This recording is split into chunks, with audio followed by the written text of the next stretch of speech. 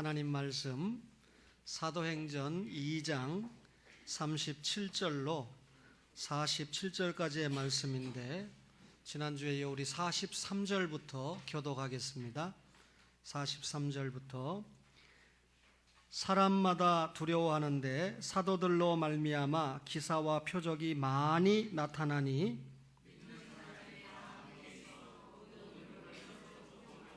또 재산과 소유를 팔아 각 사람의 필요를 따라 나눠주며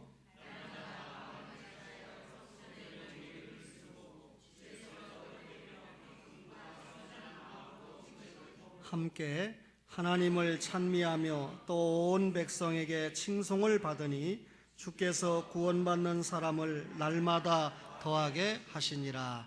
아멘. 사도행전 2장의 한 부분을 읽었습니다.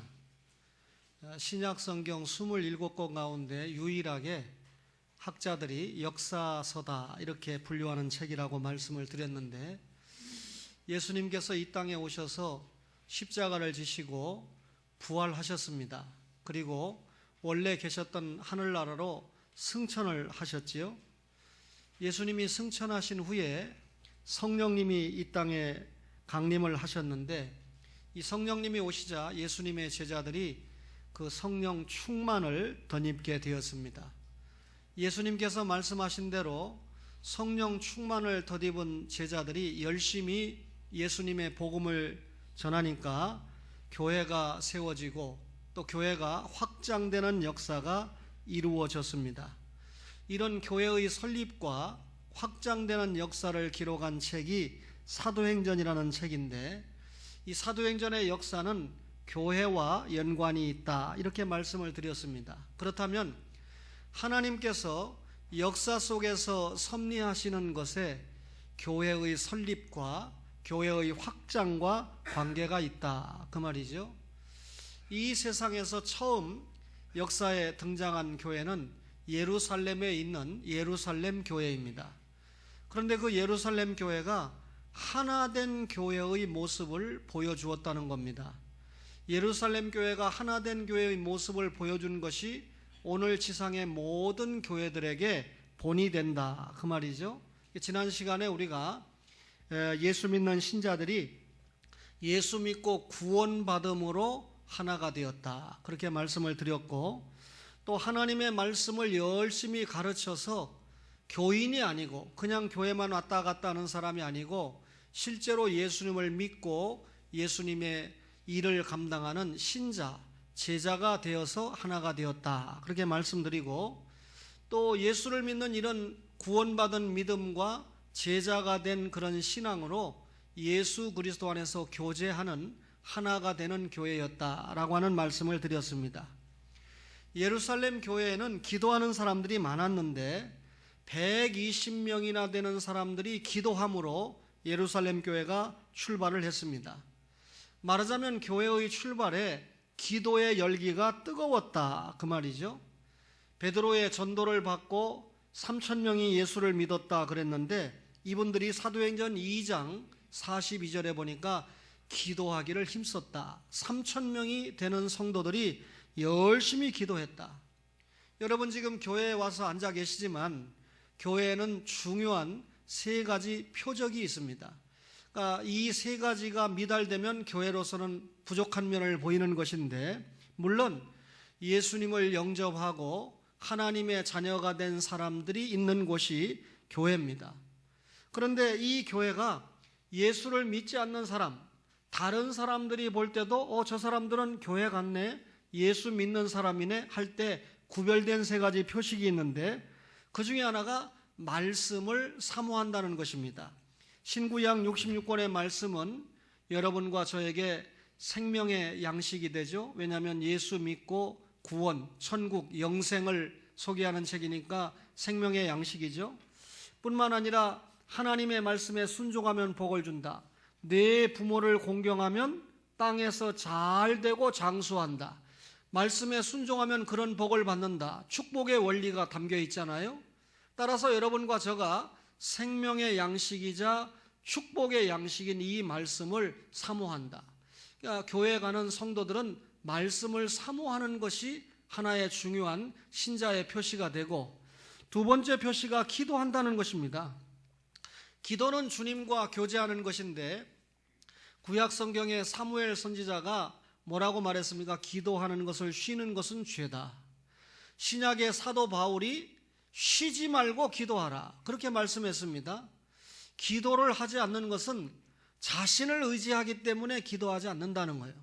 하나님을 의지하는 사람은 내가 할 수 없는 것을 하나님께서 이루어 주실 것을 믿기 때문에 그 하나님께 기도한다. 따라서 기도하지 않는 것이 죄가 되는 것은 하나님을 의지하지 않고 자기 자신을 의지하기 때문에 죄가 된다, 그 말이죠.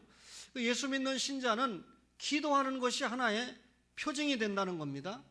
세 번째가 전도하는 것인데, 예수를 믿고 구원받았습니다. 천국 영생을 확신합니다. 내가 이 세상을 떠나도 영원한 천국에서 주님의 상을 받고 생명의 축복을 누리고 산다. 이걸 믿고 구원받은 제자라면 내가 사랑하는 사람들에게 복음을 전하지 않을 수 있나요? 사랑하는 남편과 아내와 친구들에게 예수 믿고 같은 복을 누리자라고 전하는 것이 전도이지 않습니까? 이렇게 말씀을 사모하고 기도하고 전도하는 것이 예수 믿는 성도들의 중요한 표가 된다는 것입니다. 기도를 말씀드렸는데, 예루살렘 교회가 혼자 기도한 것이 아니고 몇 사람만 모여서 기도한 것도 아니고 3,000명의 성도들이 함께 기도를 했다. 기도할 때 여러 사람들이 모여서 기도하면 그 기도의 열기가 뜨거운 것을 우리가 느낄 수 있는데, 예루살렘 교회의 기도는 이런 합심된, 연합된 뜨거운 열정의 기도였다, 그 말입니다. 계속해서 하나된 교회인데, 예루살렘 교회는 사람들에게 하나같이 존경을 받았다는 겁니다. 사도행전 2장 43절에 보니까 사람마다 두려워하는데, 이 두려워한다라는 말이 경외한다, 존경한다, 그 말입니다. 예루살렘 교회를 주시하는 사람들이 예루살렘 교회 안에 있는 성도들을 두려워했다, 그 말입니다. 교회 밖에 있는 사람들이 예루살렘 교회 안에 있는 사람들을 왜 두려워했을까요? 3,000명이나 되는 사람들이 일시에 주님의 제자가 됐거든요. 예수를 믿지 않았던 사람들이 예수 믿지 않는 행동을 보이다가 예수님의 제자가 되면서 성령의 포로가 돼서 완전히 변화된 모습을 보였다는 겁니다. 열심히 예배합니다. 열심히 기도합니다. 열심히 전도합니다. 열심히 교제합니다. 이런 엄청난 변화의 모습을 보면서 교회 밖에 있는 불신자들이 저 사람들이 저렇게 변할 수가 있는가. 1884년에 알렌 선교사가 우리나라에 들어오면서 공식적으로 우리나라에 기독교 복음이 전파가 되기 시작했습니다. 그 후에 바로 들어온 선교사가 언더우드 선교사인데, 언더우드 선교사 형이 W 언더우드가 자기 동생 선교사를 돕기 위해서 그 당시에 $50,000를 선교비로 주었는데, 그 $50,000를 가지고 신촌에 19만 평을 사들였습니다.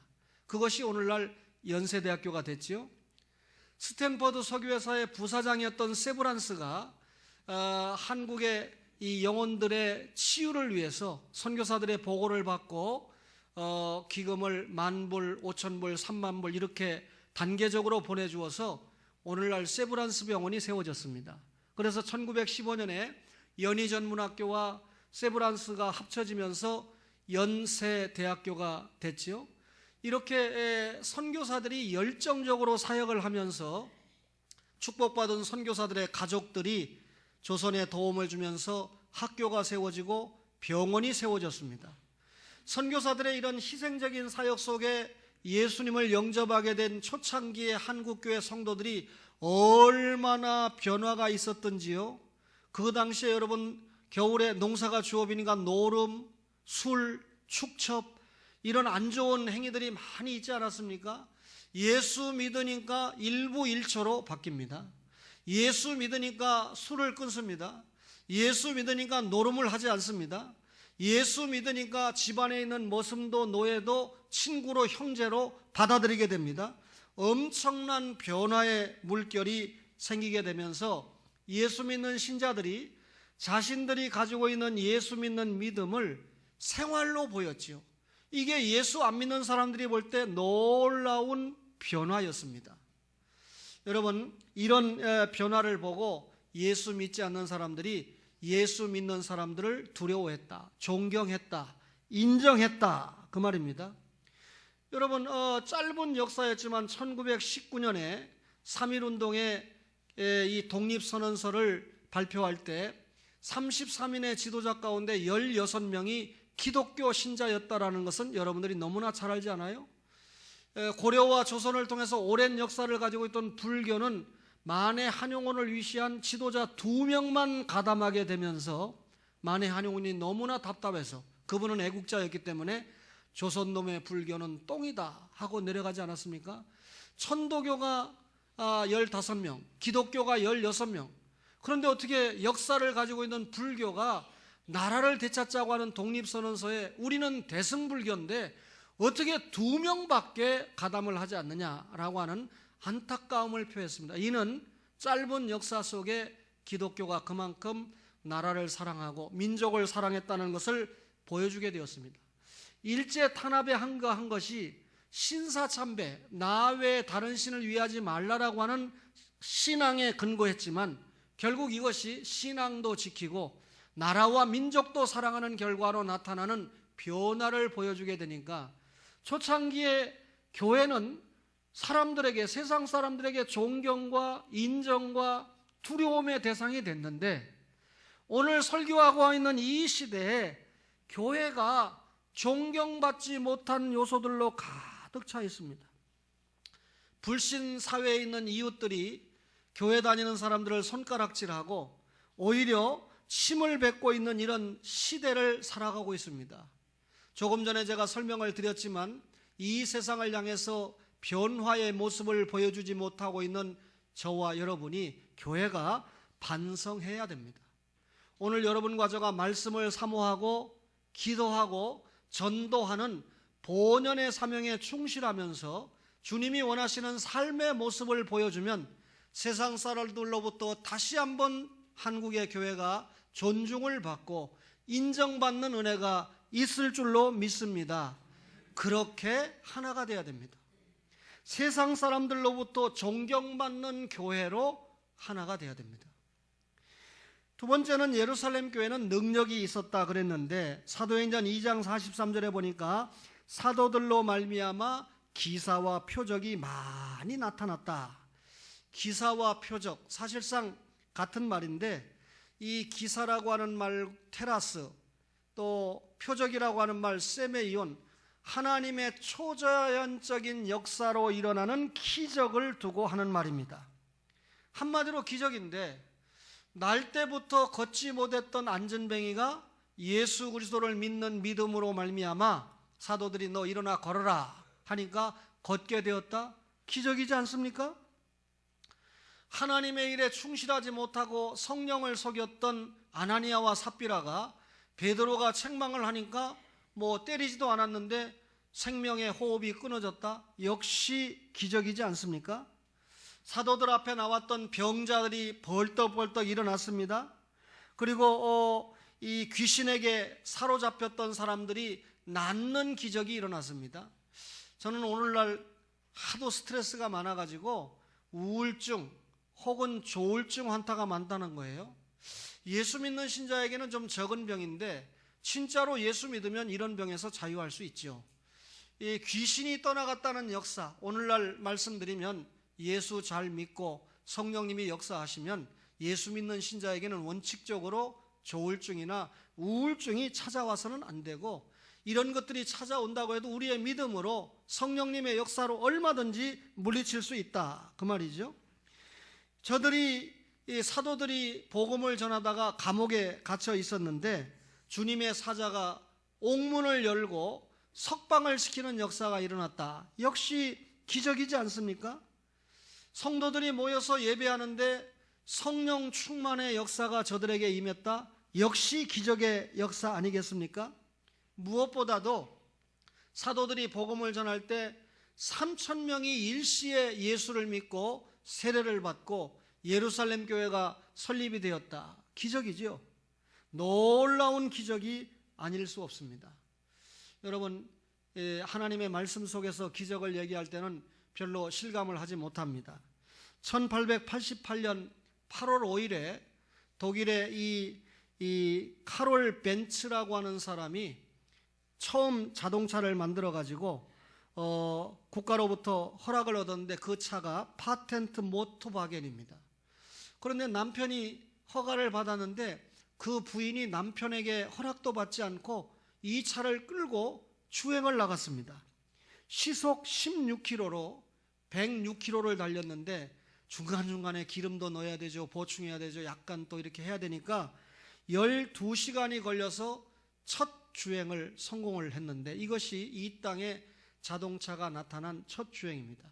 그때만 해도 마차들이 주로 끌던 시대니까 차가 기름을 넣고 이렇게 106km를 달렸다라고 하는 건 기적에 가까운 일이었거든요. 그런데 지금은 여러분 비행기가 날아다니지 않습니까? 그 이상의 엄청난 4차원, 5차원의 세계를 꿈꾸고 현실화되고 있는 그런 세상에 우리가 살고 있지 않습니까? 이런 기적들을 눈으로 보면서 예수님이 십자가에 죽으시고 부활하신 후에 성령님을 보내셨는데 이 능력의 하나님인 성령님이 사람들의 영혼을 구원시키고 그 사람들을 충만하게 해서 하나님의 일을 감당하게 하는 역사를 베풀었다라고 하는 이 기적, 예수를 믿지 않던 사람이 예수를 믿고 변화된 삶을 보이는 기적을 여러분과 믿지 않는다면, 저가 믿지 않는다면 정말 불신앙이지 않겠습니까? 저는 여러분들에게 기적을 말하면서 이 지구촌에서 최고의 기적이 무엇이냐? 여러분과 저를 구원하기 위해서 하나님이신 예수님이 사람의 몸을 입고 구약에 예고된 대로 이 땅에 2000년 전에 베들레헴 땅에 사람의 몸을 입고 탄생하셨다. 성육신 하셨다. 이것이 최고의 기적이라고 확신합니다. 최고의 기적이라고 확신합니다 라고 하는데 아멘이 좀 나올 줄 알았어요. 오늘 우리 찬양대가 이렇게 찬양을 열심히 했는데 오늘 처음 나오신 염도영 성도님 외에는 아무도 박수를 안 쳐요. 그러나 마음의 박수를 친 줄 압니다. 아마 우리 교회 전통이 찬양은 하나님께 드린 것이니까 그냥 마음속에 아멘하고 박수를 치는 것 같아요. 그렇다고 박수를 치신 분이 잘못된 것도 아닙니다. 자기 신앙을 표현을 했으니까. 여러분, 내가 예수 믿고 구원받았다. 나 같은 촌사람이 전혀 기독교를 받아들일 수 있는 입장에 없던 저가 예수를 믿고 더욱이 목사가 됐다. 여러분들이 예수님을 믿고 이 자리에 앉아 계시다. 이것이 기적 중에 기적이라고 생각합니다. 예수님이 사람의 몸을 입고 이 땅에 오셔서 나의 구원을 위해서 십자가에 죽으신 것 최고의 기적이고, 나 같은 사람이 이 사실이 믿어져서 구원을 받고 하나님의 자녀가 되었다. 예배의 사람이 되었다. 변화의 사람이 되었다. 기적 중에 기적인 줄로 믿습니다. 이런 믿음을 가진 사람은 말씀을 사모하고 기도에 열심을 내고 전도하는 일에 최선을 다하는데, 이렇게 말씀과 기도와 전도로 하나가 되는, 하나님의 성령의 충만으로 능력을 입어서 하나가 되는, 이것이 하나된 교회의 모습입니다. 세 번째 하나된 교회는 성도들이 서로 도왔다는 겁니다. 사도행전 2장 44절 이하에 보니까 믿는 사람이 다 함께 있어 모든 물건을 서로 통용하고 또 재산과 소유를 팔아 각 사람의 필요를 따라 나눠주며 그랬습니다. 예루살렘 교회 성도들이 다 함께 있었습니다. 서로 모여서 기도했습니다. 서로 모여서 찬송했습니다. 서로 모여서 교제, 유익한 대화를 했습니다. 말하자면 형제단을 이루었다. 예수 안에서 한 형제단을 이루었다. 그 말이죠. 그런데 보니까 자신들이 가지고 있는 물건을 서로 통용했다는 거예요. 그 당시에 예루살렘의 인구가 약 2만 5천 명 정도 되는데 일시에 예수 믿는 사람 3천 명인데 성경에 보니까 세계 각국에서 많은 사람들이 예루살렘에 왔거든요. 그러니까 침식이 문제가 되지 않습니까? 예루살렘에 살고 있는 교회 성도들이 이들을 위해서 자기들의 재산을 서로 내놓고 통용을 했다. 공산주의를 주장하는 사람들은 공산주의가 기독교에서 나왔다. 절대로 그러지 않습니다. 공산주의의 공산은 나라의 강력한 공권력에 의한 압제, 강압으로 인해서 재산을 내놨지만 예루살렘 교회 성도들은 누가 내놓으라고 안 했는데 예수 믿는 성도들의 신앙을 위해서 자신이 가진 재산을 스스럼 없이 내놔서 공유하고 한마음 한뜻으로 사용을 했다. 절대로 공산주의와 다르죠. 토지의 공개념, 주택의 공개념이라는 말이 사실상 우리나라에서 사용되는 것은 1980년대입니다. 그러다가 1989년 정기국회에서 토지 공개념이라고 하는 관련법을 만들었는데 제가 찾아보니까 이 토지 공개념은 한 사람이 토지를 소유하는 것 같지만 그거 아니고 모든 사람의 소유로 둔다라고 하는 것이 기본 목적입니다. 헌법 제122조에 보니까 국가는 토지 소유권에 대해 법률이 정하는 바에 따라 제한과 의무를 과할 수 있다. 뭔가 개발을 해야 되는데 알박기라고 들어봤죠? 그래가지고 자기 땅이라고 안 내놓으니까 그거 수용을 못하면 국가가 어떤 정책을 공적인 이득을 위해서 할 수가 없습니다. 그래서 토지 공개념이 도입이 됐죠. 또 부동산 투기가 과열되면서 돈 많은 사람들이 땅을 사놓고 쓰지도 않아요. 기업들이 땅을 사놓고 그만 묻어놓고 지 땅값 올라갈 때까지만 기다립니다. 이런 것들을 막기 위해서 생긴 게 토지의 공개념 아닙니까? 민법 2조를 보니까 개인의 소유 권리라도 권리는 남용하지 못한다. 내 땅이라고 거기에다가 내 마음대로 할 수 없다. 허가가 나지 않으면 내 땅이라고 장례식장 지으면 돈 많이 버는데 장례식장 지을 수 없다는 겁니다. 돈벌이가 된다고 내 마음대로 주유소를 만들 수 없다는 것입니다. 또 민법 제212조에 보면 개인의 소유권이라도 정당한 이익이 있는 범위 내에서만 행사해야 된다. 그러니까 공적인 이익이 나타나지 않으면 개인의 소유를 마음대로 사용할 수 없다. 왜 제가 이런 법률을 여러분에게 난데없이 소개합니까? 이런 법률이 사실상 우리나라 이 헌법이 어디에서 왔습니까? 미국 거 거의 그대로 베꼈잖아요. 그죠? 미국은 청교도들이 건너가서 3대 대통령이 되었던 토마스 제퍼슨이 헌법을 만들었잖아요. 그리고 우리는 유진호 박사가 그 헌법을 기초해서 헌법을 만들지 않았습니까? 철저하게 이런 개념들, 헌법에서 나온 개념들은 기독 정신에 기초해서 만들어졌다. 기독교 정신을 이상국가로 삼고 있는 미국을 위시해서 선진국들은 거의 우리가 볼 때 저렇게 완벽한 복지 사회를 이룰 수 있을까라고 하는 정도로 앞서 있는 것이 사실입니다. 오늘 예루살렘 교회 성도들이 자신의 재산과 소유를 각 사람의 필요에 따라서 나누어 주었다. 뭡니까? 토지를 나누어 주었다라고 하는 강조점보다는 기독 정신에 입각해서 하나님을 사랑하는 사람들이 사람을 사랑한다라고 하는 모습이 강력하게 나타났다. 그 말이죠. 하나된 교회는 이렇게 서로 성도들을 서로 간에 도우면서 하나가 되는 모습을 보였습니다. 각박한 세상을 통과하면서 교회가 세속화돼 가면서 이렇게 예루살렘 교회가 가졌던 성도가 성도를 염려하고 사랑하는 모습들이 없어지는 것 같아요. 아무개 자녀가 취직을 했다, 공무원 시험을 합격했다 그러면 진짜 잘했다. 이 어려운 때 가서 성도가, 권사님이 가서 축하를 해주고 축복 기도를 해주고 혹 밥이라도 한번 사주고 이래야 되는데 배가 아파가지고 어떻게 저 아이는 합격을 했을까? 우리 교인이 그렇다는 게 아니라 그런 시대예요. 그러니까 제 선배 목사님이 절대로 자기 아들에 대해서 딸에 대해서 이야기를 안 했다는 거예요. 그러다가 자기 아들이 대학을 한번 떨어지고 뭘 떨어지니까 교인들이 그렇게 기뻐하더라는 거예요. 야, 목사 아들이 대학 떨어졌다. 목사 아들이 일사천리로 대학도 붙고 취직도 착착 잘 되면 성도들이 배 아파한다는 거예요. 여러분들도 그렇습니까? 오늘 이 설교를 들어보니까 그런 사람들은 죄 문제를 아직까지도 해결하지 못한 사람이에요. 여러분, 나는 부족하고 내 자녀가 지금 이 소망의 인내를 하고 있는 중이라도 성도들 가운데 다른 자녀들이 잘 되고 신앙이 자라고 대학의 문이 열리고 직장의 문이 열리는 걸 보면 진정으로 축하해주고 박수 쳐주고 존경하고 신뢰하고 사랑하는 이런 모습들이 성도들 사이에 나타나야 된다. 그게 하나된 교회의 모습이다. 초원의 모습인 줄로 믿습니다. 예루살렘 교회는 모이는데도 힘을 냈습니다. 사도행전 2장 46절에 보니까 날마다 마음을 같이하여 성전에 모이기를 힘쓰고 그랬습니다. 교회에 모였는데 날마다 모였다는 거예요. 모여서 뭐 했습니까? 예배드리고 기도하고 전도했다는 거예요. 모이면 기도하고 흩어지면 전도했다는 겁니다. 일주일에 하루 1시간만 모여서 예배를 드렸다는 게 아닙니다.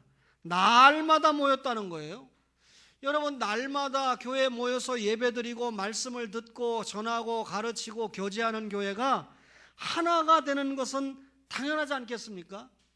히브리서 10장 25절에 모이기를 피하는 어떤 사람들의 습관과 같이 하지 말고 오직 권하여 그날이 가까움을 볼 수 있도록 더욱 그리하자 그랬습니다. 이 세상주의에 잠겨 있는 사람들은 모이기를 피하는 것을 좋아합니다. 여러분과 저에게도 그런 마음이 있잖아요. 너무 춥다고 잠시 금요기도회를 방학을 하니까 아주 좋아하죠. 방학 더 했으면 좋겠다. 개중에는 금요기도회는 없앴으면 좋겠다. 새벽기도회는 없앴으면 좋겠다. 그렇게 생각하는 분들이 더러 많잖아요. 그죠? 근데 제가 최근에 알게 된 일인데, 최근에 제가 우리 관내, 연수구 관내의 교회들의 사정을 다 알게 되는데, 밤 7시 반 예배를 드리는 교회는 거의 10교회 미만이라고 그래요. 새벽 기도를 하지 않는 교회는 절반 이상이라고 그럽니다. 이런 그 상황인데 금요 기도회를 드리지 않는 교회도 상당 교회가 있고, 이런 모습들을 보면서 확실히 모이기를 피하려고 하는 시대의 모습을 그대로 우리 연수구도 변함없이 보여주고 있다, 그런 생각을 합니다. 이럴 때 우리는 새벽에도 모이고 낮에도 모이고 밤에도 모일 수 있다고 하면 대단히 중요하죠. 모여서 열심히 모여서, 여러분 날마다는 아니라도 자주자주 모여서 하나님 앞에 예배하고 기도하고 얼마나 중요한 모습입니까? 주일날 한번 교회에서 얼굴 보고 예배 드리면 되지 뭐 이렇게 목사님이 저렇게 뭐 수요일도 나오라 하고 또 금요일도 나오라 하고 새벽에도 나오라고 하는 고리타분한 그런 소리를 하고 있느냐, 이렇게 생각하면서 지금 앉아 계신 분 있습니까? 자기가 못 나오니까 다른 사람도 못 나오게 그렇게 생각하는 분 있습니까? 다른 사람 잘 나오는 거에 맞춰서 자기도 거기에 맞춰서 잘 나올 수 있도록 그런 사고를 갖는 것이 오늘 설교를 듣는 목적이고, 주님이 이런 설교를 목사를 통해서 주시는 중요한 이유가 되지 않겠습니까? 초대교회 성도들은 열심히 모였습니다. 열심히 예배드렸습니다. 그렇게 모이고 예배하는 교회 반드시 역사가 일어나는 줄로 믿습니다. 이렇게 모이는 교회는 하나가 될 수밖에 없어요. 성도들의 사정이 무엇인지, 그 가정의 자녀 이름이 무엇인지 교인들이 많이 모이는 교회는 모르잖아요. 근데 우리는 가족 공동체 교회니까 자녀들의 이름도 외우고 직장도 알고 어느 학교에 다니는지도 좀 알고 그래서 서로 위해서 기도해주고 사랑해주고, 이런 하나된 교회 모습을 위해서는 모여야 알잖아요. 수요일날 금요일날 안 나오시는 분들은 목사가 어떤 일을 진행해 갈 때 자기가 못 들었으니까, 또 교회가 어떻게 들어가는지 모르니까 딴소리를 하는 경우가 많아요. 이미 이 자주 모이는 가족들은 교회가 어떤 것을 지향하고 어떤 일을 하고 있는지 훤히 알고 있지 않습니까? 이것이 하나된 모습이죠. 하나가 되지 못하면 딴소리를 내놔요. 하나가 되지 못하면 협조하지 못해요. 하나가 된 힘을 가지고 주의 일을 감당할 때 주님께서 영광을 많이 받으시는 줄로 믿습니다. 예루살렘 교회는요, 기쁨으로 충만했습니다. 사도행전 2장 46절에 집에서 떡을 떼며 기쁨과 순전한 마음으로 음식을 먹고 그랬습니다. 여러분, 이 교회에서만 마음을 다해서 보인 것이 아니고 교회 밖에서도 그 열기가 교회 안에서 못지않게 이어졌다는 거예요. 교회 안에서 찬송이 뜨겁고 예배가 뜨겁고 기도가 뜨거웠습니다. 교회 안에서만 끝난 것이 아니라 그런 것이 교회 밖에서 생활로 그대로 연결이 됐다는 말입니다. 거기 보면 집에서 떡을 뗐다라고 할 때 이것이 한 집에서 떡을 뗐다는 말이 아니고 집에서 이 집에서 저 집으로 이런 뜻입니다. 그러니까 서로와 서로 간에 음식을 나누어 먹었다. 어떤 데는 이 집에서 어떤 데는 저 집에서 3,000명이 모일 만한 예배당이 없었어요. 예루살렘에 5,000명이 모일 만한 예배당이 절대 없었습니다. 예루살렘 교회라고 할 때 예루살렘 각 성도들 집에서 모인 그 성도들의 합한 수가 3,000명, 5,000명이 됐다는 뜻입니다. 그래서 예루살렘 교회 이 말은 예루살렘에 있는 교회, 고린도 교회 이 말은 고린도에 있는 교회, 이런 의미가 되는 것입니다. 성도가 서로 간의 집을 방문하면서 떡을 떼면서 교제를 하고 예배를 드렸다. 이런 기쁨이 충만했다. 예수 믿는 기쁨이 충만하지 않으면 이런 사랑은 절대로 있을 수가 없습니다. 제가 교회를 처음 시작했을 때만 해도 목사가 자기 집에 신방 와주기를 바랬어요. 지금은 그런 분들을 찾아보기 어렵지만 그때 어떤 분은 괜히 목사가 신방하는데 집 30m 앞에부터 쓸고 또 자기 집을 청소하고 또 뭐 이부자리도 빨고 내가 거기 자는 것도 아닌데 실제로 우리 교회도 그런 분이 있었습니다. 그런데 지금은 목사가 오는 거 원치 않죠. 또 목사가 와도 자기 집에서 식사를 준비해서 대접하는 건 초창기에는 다반사였는데 요즘은 음식 솜씨가 훨씬 좋아졌을 것임에도 불구하고 제가 가정집에서 밥을 먹은 기억이 별로 없습니다. 신방 오지 말라는 얘기죠. 지난 주간에 신방을 다 마쳤습니다만 예수 믿는 기쁨이 충만하니까 성도와 성도 간에 만나는 걸 기뻐해요.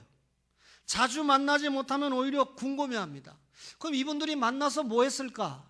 세상 얘기했을까? 정치 얘기했을까? 군대 얘기했을까? 아닙니다. 은혜 받은 이야기합니다. 말씀을 나눕니다. 교제합니다. 기도합니다. 전도합니다. 찬송합니다. 세상 사람들을 비난하는 데 시간을 보내지 않고 그들은 모이면 열심히 하나님 앞에 감사하고 오늘 47절 마지막에 보니까 하나님을 찬미했다라고 기록하고 있습니다. 이렇게 예루살렘 교회는 기쁨으로 충만했다.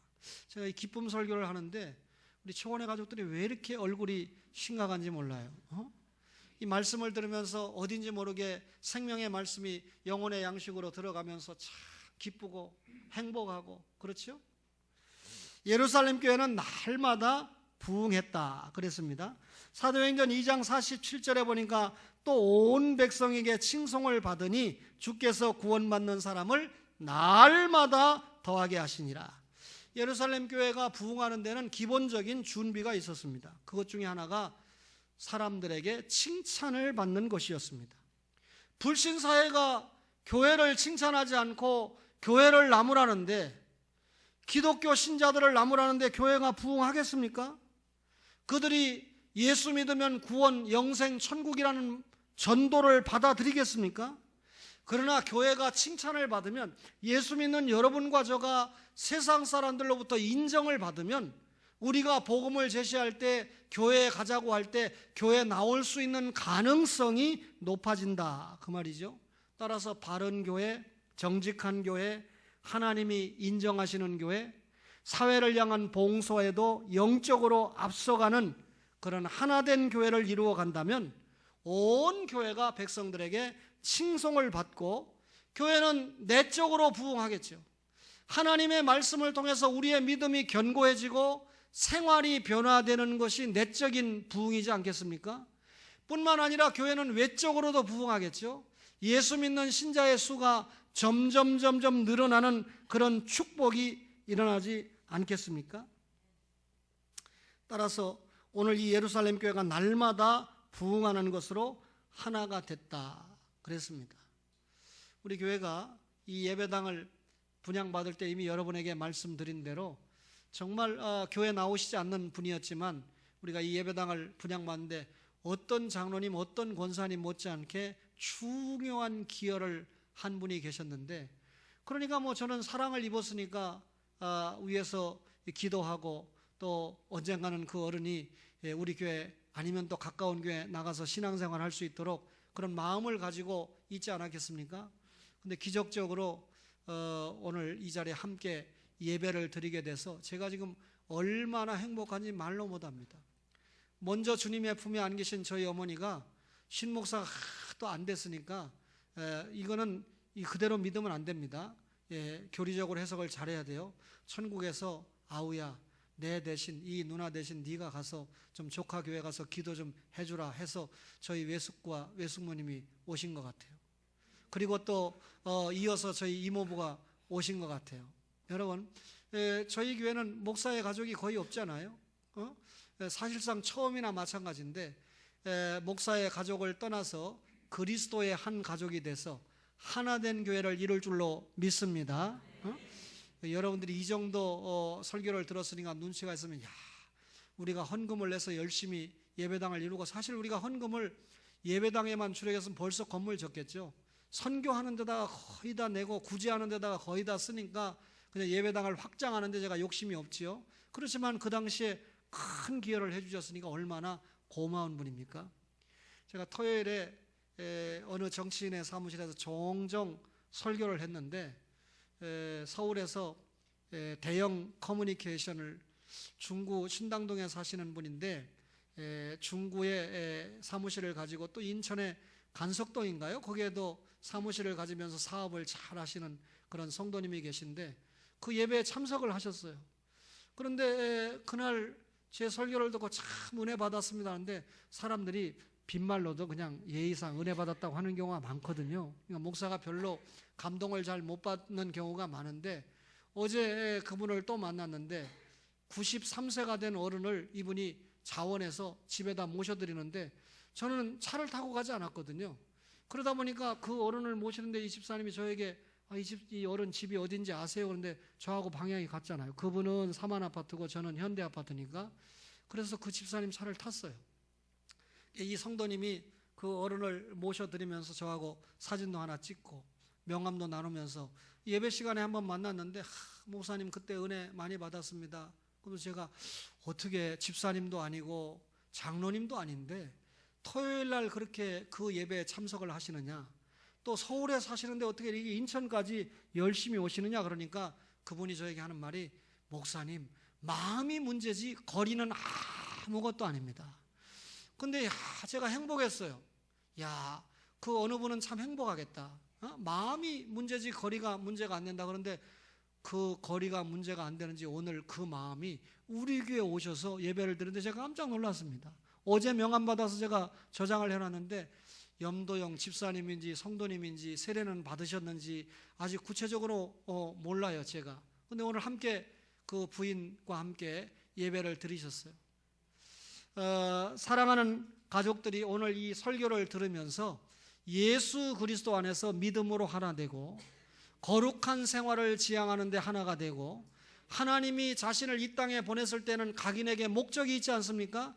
그런 목적적인 사명을 감당하는 데 하나가 되어서 하나님 앞에 축복받고 그 축복으로 하나님과 사회를 위해서 열심히 봉사, 헌신, 전도하는 초원의 하나된 가족 되시기를 주님의 이름으로 간절히 바랍니다.